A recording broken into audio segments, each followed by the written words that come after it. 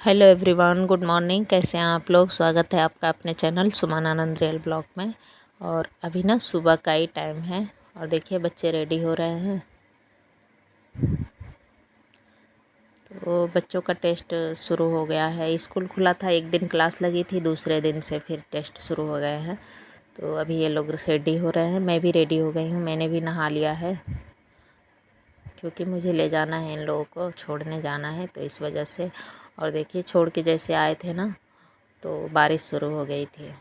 तो अभी हल्का फुल्का बारिश हो रही है, बादल भी लगा हुआ है।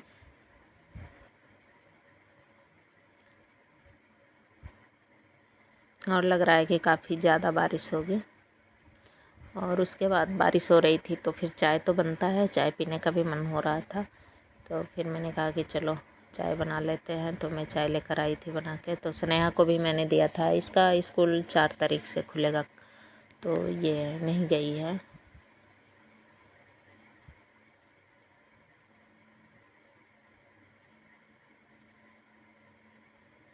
और मैंने कपड़े भी धुलने के लिए मशीन लगा रखा है। तो देखते हैं, सोच रहे हैं भाई कि कहाँ डालें कपड़े। छत पे तो डालेंगे नहीं क्योंकि छत पे बारिश आ रही है, तो जितना सूखेगा नहीं उतना भीग जाएगा। तो इसी वजह से मुझे नीचे ही कपड़े फैलाने हैं।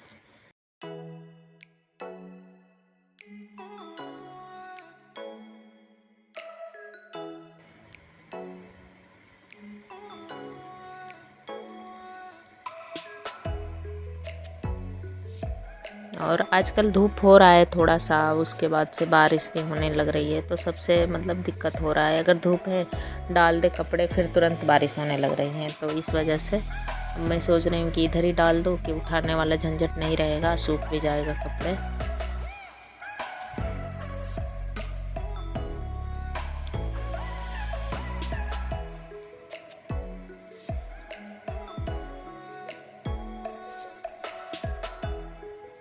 तो मैं ये जीने पर ही डाल दे रही हूँ। जीने और चेयर पे डाल दूँगी तो सूख जाएगा। और यहाँ पर रहेगा तो चलो बारिश होगी चाहे कुछ भी, तो उतना वो नहीं रहेगा कि उठाना है, और हवा से ही सूख जाएगा।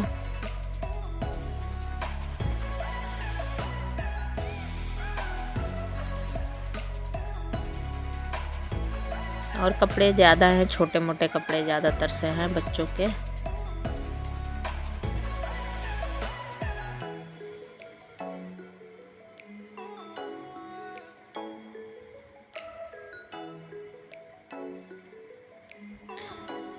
और गर्मी हो रहा है ना, तो फिर बच्चे जैसे पसीने से गीला थोड़ा बहुत हो जाता है तो फिर निकाल के फेंक देते हैं। और बारिश भी है तो अजीब सा लगने लगता है खुद को भी, तो वो तुरंत कपड़े एक दिन में 2-3 कपड़े कहो कि निकाल देते हैं। तो इस वजह से ज़्यादा हो जाता है कपड़े। और बारिश अभी बंद हो गई थी ना, तो फिर मैंने कहा कि चलो पोछा लगा देते हैं। और यहाँ पर पानी भी आ गया था हल्का फुल्का। और बारिश की वजह से घर कुछ ज़्यादा ही गंदा हो जाता है, सूखता भी नहीं है। जैसे कि आप पोछा लगा दो तो अजीब सा मतलब कि वो रहता है। तो इसी वजह से मैंने कहा कि चलो पंखा चलाए थे और सूख भी जाएगा पोछा लगाएंगे तो।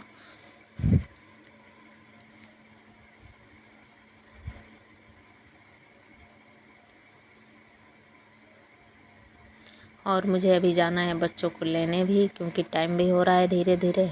और टेस्ट में वही 2.5-3 घंटे का क्लास लगता है, उसके बाद तो छुट्टियां हो ही जाती हैं। तो आने जाने में ही टाइम निकल जाता है, आधा घंटा आने का, आधा घंटा जाने का।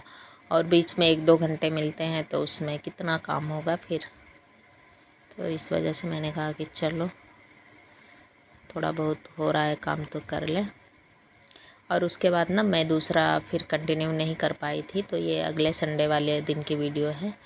तो संडे को भी मुझे स्कूल जाना था। तो अभी मैं मीकू को लेकर जा रही हूँ, एक फंक्शन अटेंड करना है तो उसी के लिए जा रहे हैं। तो फिर आज संडे था, मैंने सोचा था कि आज आराम से घर का काम करेंगे, लेकिन फिर वही जाना ही हो गया। तो फटाफट मैंने किया था अपना काम जो भी था, झाड़ू पोछा बर्तन वगैरह करके। खाना भी मैंने बना लिया है। खाने में वही दाल चावल और भिंडी की भुजिया बनी है, रोटी भी मैंने बनाया है। थोड़ा सा नाश्ता किए थे और उसके बाद मीकू को भी नाश्ता दिए थे। हम कहे चलो नाश्ता कर लो फिर चलते हैं, क्योंकि हम लोग को 10 o'clock पे पहुंचना था। अभी थोड़ा सा मतलब कि लेट हो चुका है, लेकिन खैर कोई बात नहीं।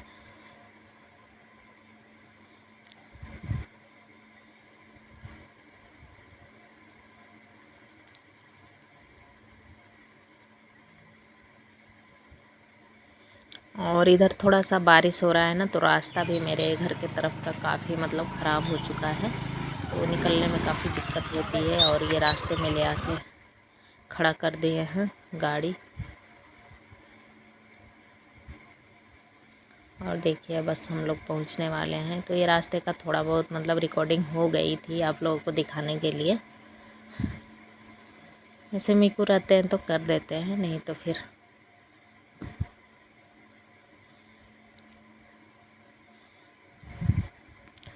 और धूप तो काफ़ी ज़्यादा है, जैसे बारिश में धूप बहुत ज़्यादा लगती है।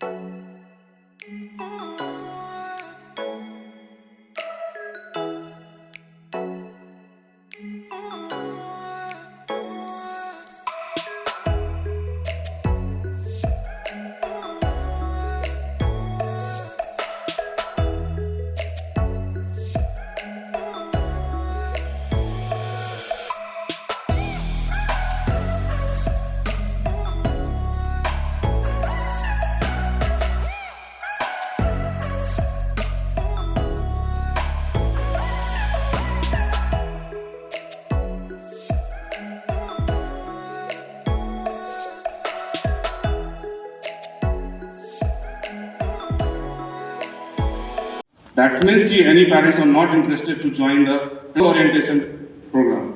मुझे ही बड़ा शॉकिंग लगा कि ऐसा क्या है कि पेरेंट्स को मैं इतने सम्मान के साथ बुला रहा हूँ और पेरेंट्स कह रहे हैं कि नो।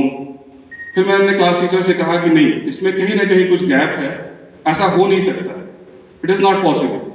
पेरेंट्स ऐसे भी आते हैं हमसे मिलते हैं ऑफिस में, तो मुझे नहीं लगता कि पेरेंट्स इतने ऐसा कह सकते हैं कि आपने प्रोग्राम रखा है, ये मोबाइल तो मेरे बच्चे के पास है, और सारे बच्चों ने नो करके भेज दिया।